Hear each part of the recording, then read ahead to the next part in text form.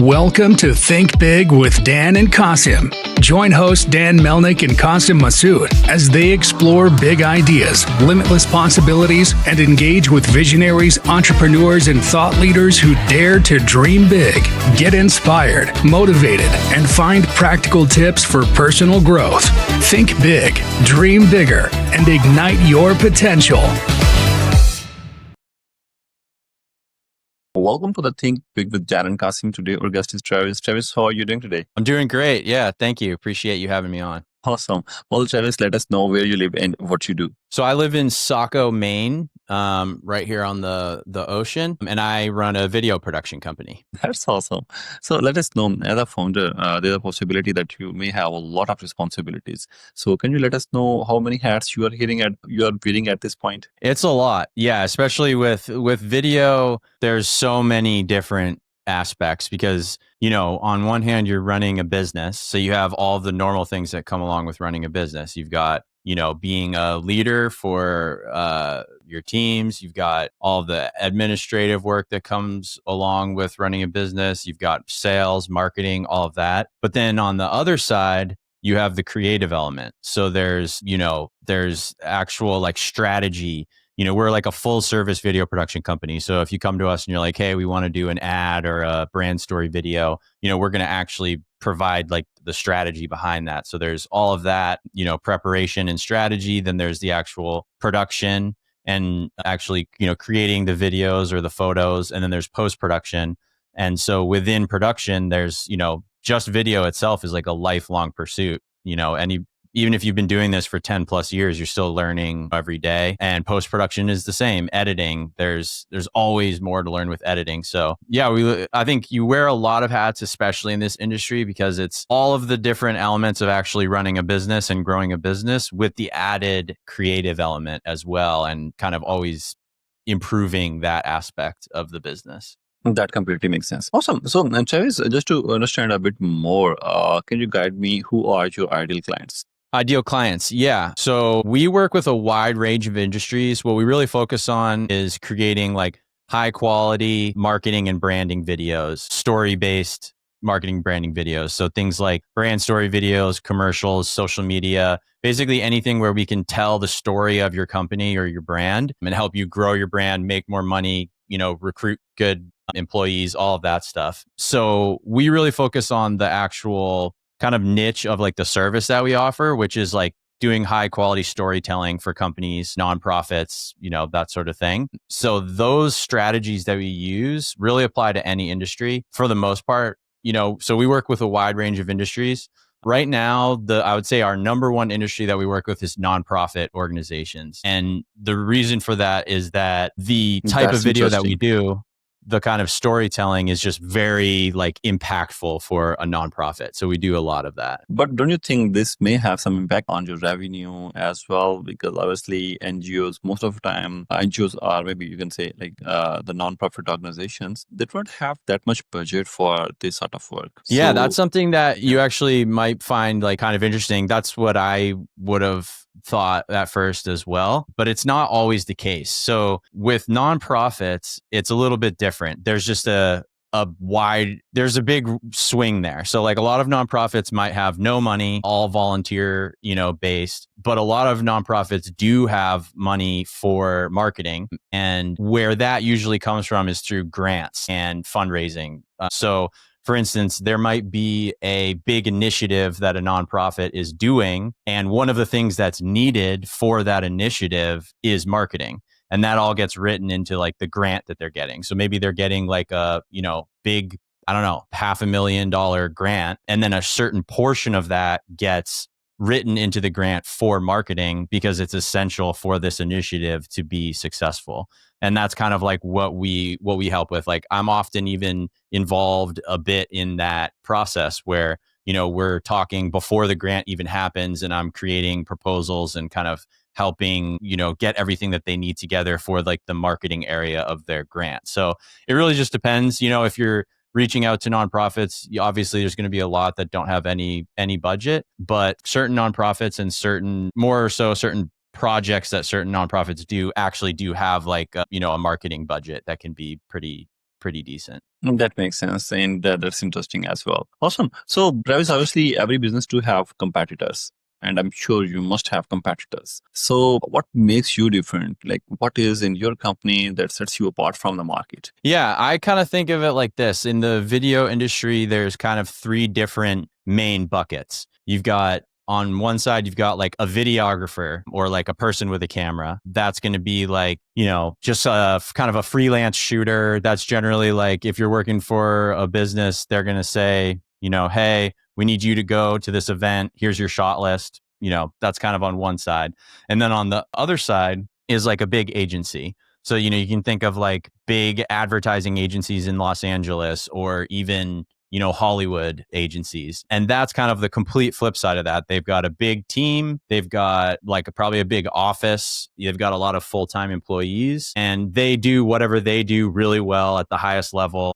And so those are kind of like the two polar opposites. A videographer is going to be a lot cheaper. And then an agency is going to be like very expensive. There's a lot of agencies that just only work with 6-figure budgets, for instance. What makes us different is that we're like right in the middle of that. So we're not just like a videographer. I'm not just a guy with a camera. Like we can come in and provide a lot of the service that an agency would do. We can, help you with the strategy and the plans. We've got like a big production team. So what makes us different is that we're really right in the middle of those two sides of the coin. So we're not a big agency where we have like a massive full-time team. We work all with contractors, but we're not just a videographer. We're, a kind of a small, medium-sized agency. We've got a big, solid production team, all like amazing contractors. And we're able to come in and provide a lot of the strategy and service and value that a big agency would do, but at a much lower cost. So we're a lot more like flexible, collaborative, and able to do that big agency quality content at a much lower cost, which, is great for business owners because then they can take the money that they're saving. If a big video package is going to be $60,000 and we can do the same thing for 20, you can use that 40 to put towards ads and whatever else you need for it to be successful. So basically what I explained was like, there's kind of three buckets. There's like a videographer, which is like a guy with a camera. And then there's a big agency that just do like big, huge projects and they have a full team. We're kind of in the middle. So we're able to provide like the big agency service of like strategy, flexibility, like super high quality video, but at a much lower cost. And that's kind of what I explained. That makes sense. Makes sense. Awesome. Let me know a little bit about your marketing side because you may have some marketing side for your company as well. Obviously, you prepare videos for your clients as well, but on the other hand, you have to manage your business as well. So in terms of marketing, marketing is directly connected with the sales. So in terms of marketing, how you think about the marketing and maybe what is the vision of your company about the marketing? The digital marketing is enough for you or you prefer the offline marketing as well? Because I know word of mouth is one of the biggest thing. Yeah. I would say for video, from the industry that I'm in, word of mouth is definitely the best. It's the most powerful. This is a very, very highly trust-based industry. It's very personal. Often you're sitting down face to face with someone and they're maybe even getting vulnerable on camera or they're uncomfortable on camera, and they're potentially trusting you with like huge marketing budgets to pull this off. Like it is a very trust-based thing. So I think just pure mass spam, cold outreach sales doesn't really work that well. You need to build relationships. That's really how you do it. So word of mouth is always the best. So having some sort of, I think if you're just getting into this industry, having a little patience is kind of important because basically getting good clients, doing good work for them and continuing to work with them and then have them refer you to other people is always going to be really like the best thing. That's how you're going to get your best clients and your best projects. That takes time, obviously, because you have to kind of get that snowball rolling. So having a little patience around that.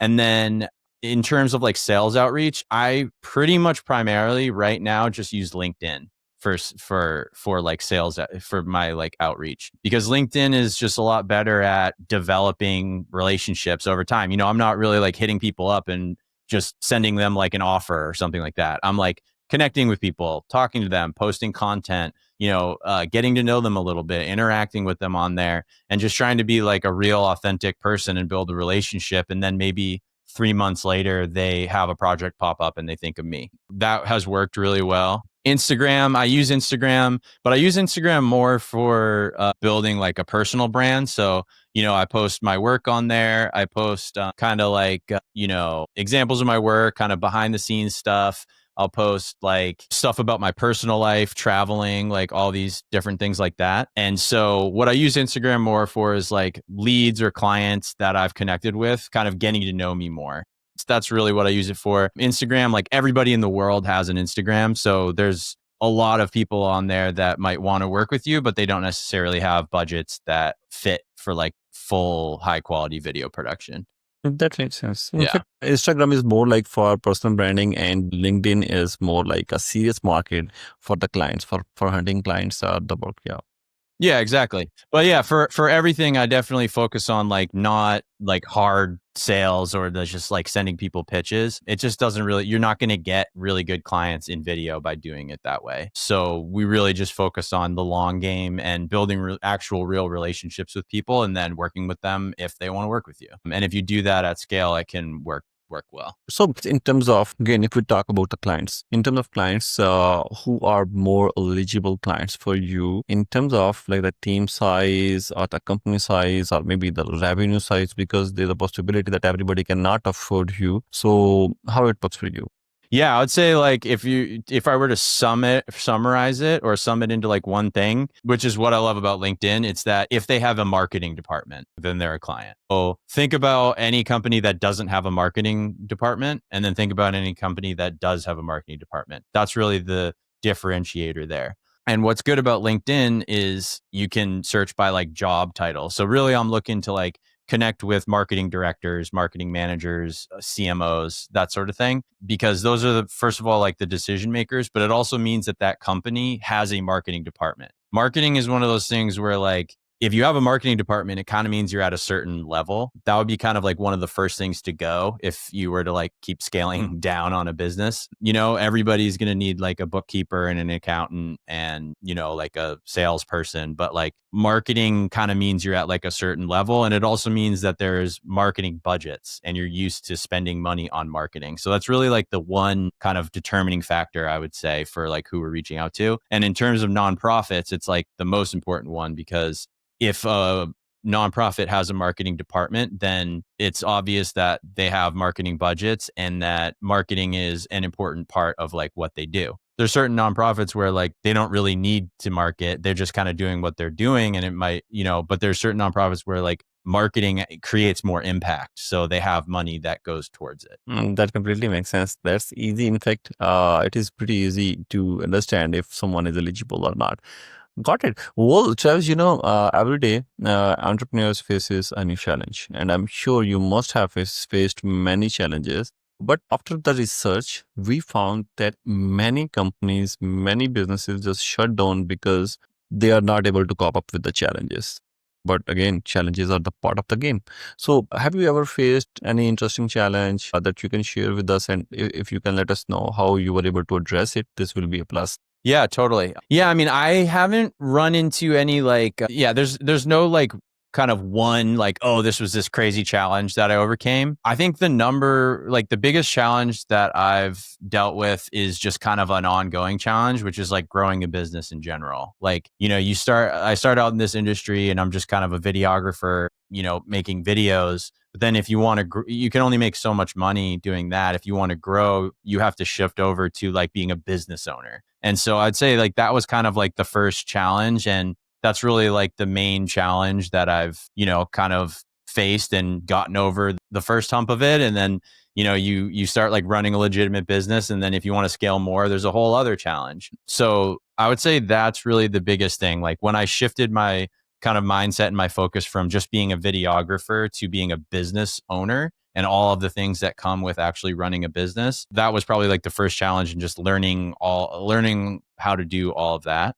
And then how I did that, honestly, was just like courses. Like I got a number of online courses that were like super helpful. It's basically like putting myself through college essentially, where I kind of like learned the ropes of, how to set up sales and marketing systems for this industry, how to set up all the systems that you need. Like, you can't be, if a lead comes in, you can't be like doing everything manually. You need like a CRM, you need automations, you need all of these things to be able to handle it. So since I started, I've been kind of like steadily growing, and there's been a lot of little challenges along the way that I've overcome. But that's kind of like the main one, is shifting from just being a videographer to a business owner. Yeah, so this gives a sense that you should not be scared of pivot.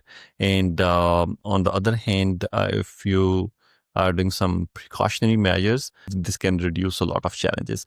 Well, thank you, Travis. Thanks for sharing your insights. On the other hand, if you can share with us the biggest piece of advice for our audience who are, again, the entrepreneurs. Yeah, I would say my biggest piece of advice is to, whether you're just starting out or looking to grow, really figure out what your strengths are, and what your weaknesses are, and then plan for how you're going to best utilize your strengths and deal with your weaknesses. I'll give you an example. For me, my strengths are in the creative side of the business and sales and marketing. That's what I do. I like to grow. I like to, market. I like all of that stuff. What my weaknesses are is in all of the business side of things. So for instance, systems and softwares, and being organized and being more efficient, all of that stuff. Those aren't my natural skills. So when it came time to do that, like, I needed to do it right away, but it took me a really long time to kind of learn that. When something's not a natural skill, it just takes you longer to like learn. So if I were to like go back in time, that's probably what I would do, is I would start learning that from day one. I know that I'm going to be able to do the sales. I know that I'm going to be able to do the marketing. I know that I'm going to get better at video and be able to continuously do that. That's going to be a given. But I should have started really focusing on all of the systems and the processes and what I would consider the boring stuff, of which other people consider the exciting stuff. And that's really just my point, is I think if you can identify what your weaknesses are and start planning from those from day one, instead of scrambling to figure it out right when you need it, you'll be setting yourself up for success. That's a beautiful advice. In fact, this is something that I have already faced, because I was an engineer and I thought I know everything, I can perform best. But on the other hand, I wasn't aware of business development. So these are all the circumstances that I faced. I wasn't able to generate the business, but with the passage of time, I learned it how to do this and how to overcome. So obviously, if someone can learn about these things from the very first day, and if they can forecast, like in future they will need these skills, then it will be a very good plus for every entrepreneur. Well, Travis, awesome. Thank you so much for the beautiful advice, and please let our viewers know how they can reach you if someone wants to. Yeah, absolutely. No, thank you so much for having me on. Really appreciate it. So if you want to reach me, there's, probably my website. We'll start with my website. It's www.travishawksmedia.com. That's TRAVISHAWKES media.com. That has like a bunch of info on there and a contact page. You can just go over to contact and, submit a call if you want. Also check out my Instagram. It's at Travis Hawks Media. That is like a really great place to just connect with me personally and, send me a message. And I'm also on LinkedIn, Travis Hawks Hatch on LinkedIn, or Travis Hawks Media on LinkedIn. But those are really like the three places to go connect with me.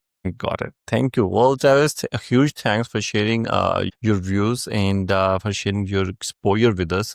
Obviously, I learned something, so I hope many other entrepreneurs will also learn from this beautiful session. Well, thank you. I wish you best of luck, and we will stay in touch. Thank you so much. Thank you. Bye-bye.